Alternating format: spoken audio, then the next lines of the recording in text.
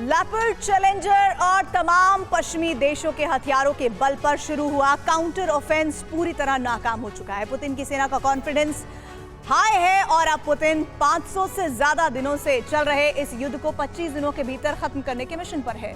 Putin इसे एक बेहतर मौका मान रहे हैं क्योंकि जेलेंस्की की सेना बैकफुट पर है और नेटो से हथियार की सप्लाई फिलहाल नहीं हो रही है। यूक्रेन के पास भी खुद को बचाए रखने के लिए आखिरी मौका है। अब दोनों देशों की तरफ से हमले की रफ्तार तेज करने के साथ ही घातक हथियारों का इस्तेमाल शुरू हो गया है।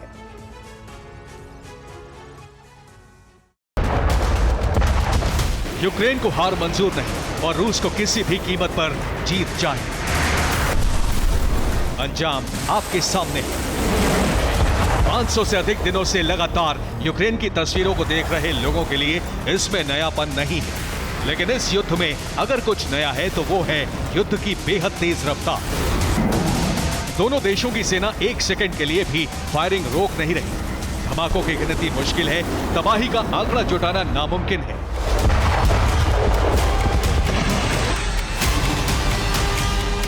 रूस की सेना जीत के लिए बेताब है तो वहीं यूक्रेन की सेना अपना पूरा दम लगा रही है। अमेरिकी बम से हमला, रूस का ठिकाना दहला। अचानक जमीन पर होता है बड़ा धमाका और फिर उठता है धुएं का गुबार। बेहिसाब आग और धुएं की यह तस्वीर आसमान में मौजूद किसी ड्रोन से कैप्चर हुई है। रिपोर्ट के मुताबिक ये जेडैम बम का धमाका है।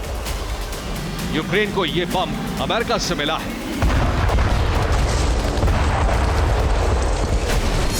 यूक्रेन ने बम का इस्तेमाल पारास्कोविवका में किया है।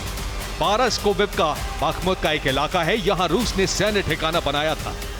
यूक्रेन के फाइटर जेट से जेडैम बम को यहां ड्रॉप किया गया। अप्रैल में यूक्रेन ने इसी अमेरिकी बम का इस्तेमाल किया था, तब भी इसका इस्तेमाल बाखमुत में ही किया गया था।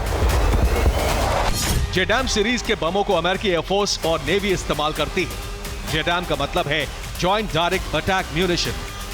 जेडैम सीरीज के बमों का वजन 900 किलो होता है। जीपीएस सिस्टम से लैस जेडैम एक तरह का गाइडेड बम है। किसी भी फाइटर जेट से इस बम को गिराया जा सकता है। जीपीएस की वजह से यह टारगेट की तरफ मिसाइल या रॉकेट की तरह उड़ता हुआ जाता है। रूस के ताबड़तोड़ प्रहार की वजह से यूक्रेन को अब ये यकीन होने लगा है कि रूस के सामने टिके रहने के लिए ऐसे ही घातक हथियार आखिरी विकल्प है। रूस की सेना जिस रफ्तार से हमला कर रही है उसका अंदाजा आपको इसी बात से हो जाएगा कि 14 जुलाई की रात को सूमी में 110 बार गोलाबारी हुई। सोलेडर के पास रूस ने रॉकेट और मिसाइल से हमला किया। रूस के हमले में यूक्रेन की सेना का 2 हथियार डिपो तबाह हो गया। अब खेरसोन में लगातार उठ रहे इस धुएं को देखिए। सड़क वीरान है और इक्का दुक्का सेना की गाड़ियां यहां नजर आती हैं।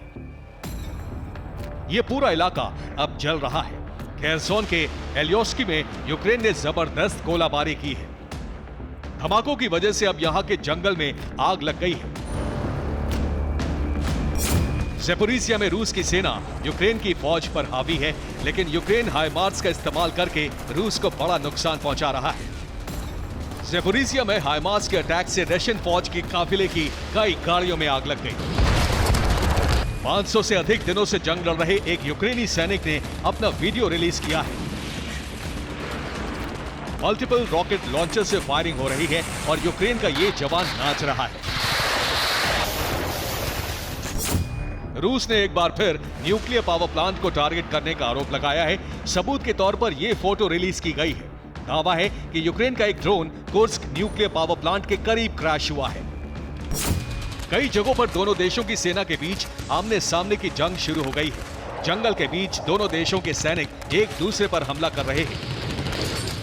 देखिए कैसे रात के वक्त यूक्रेन में तैनात एयर डिफेंस से फायरिंग हो रही है। रूस के कामिकाज़े ड्रोन को गिराने के लिए एयर डिफेंस को एक्टिव किया गया था। ब्रियांस्क में फिर यूक्रेन की सेना ने गोलाबारी की है। गोलाबारी की वजह से कई घरों में आग लग गई। एक महिला की मौत भी हुई है। यूक्रेन ने दावा किया है कि दक्षिणी यूक्रेन में रूस के सैनिकों को भारी नुकसान हुआ है। दावा है कि यूक्रेन के सैनिकों ने 9 हथियार के गोदामों को उड़ा दिया है, जबकि रूस के रक्षा मंत्रालय का दावा है कि यूक्रेन के मिलिट्री ऑपरेशन में लगातार कामयाबी मिल रही है। दावा है कि रूस की सेना ने डोनेट्स्क और लीमन में यूक्रेन के तमाम हमलों को नाकाम कर दिया है। यूक्रेन की सेना के 16 हमलों को नाकाम किया गया। डोनेस्क में यूक्रेन की सेना के 2 हथियार डिपो को नष्ट किया गया। यूक्रेन के 280 सैनिकों की मौत हुई है, जबकि कई हॉवित्जर और टैंक नष्ट कर दिए गए हैं। डोनेस्क और ज़ैपोरिज़िया में इस वक्त रूस की सेना का हमला सबसे ज्यादा तेज है। दावा है कि यहां यूक्रेन की सेना को सरेंडर करने के लिए मजबूर किया जा रहा है। ज़ैपोरिज़िया में 6 हथियार के गोदामों को रशियन फौज ने नष्ट कर दिया है। हथियारों की कमी के चलते यूक्रेन की फौज हमला नहीं कर पा रही है। खेरसोन में भी यूक्रेन की सेना के 70 जवानों की मौत का दावा किया गया है। नीपर नदी के किनारे भी यूक्रेन को मुंह की खानी पड़ी है।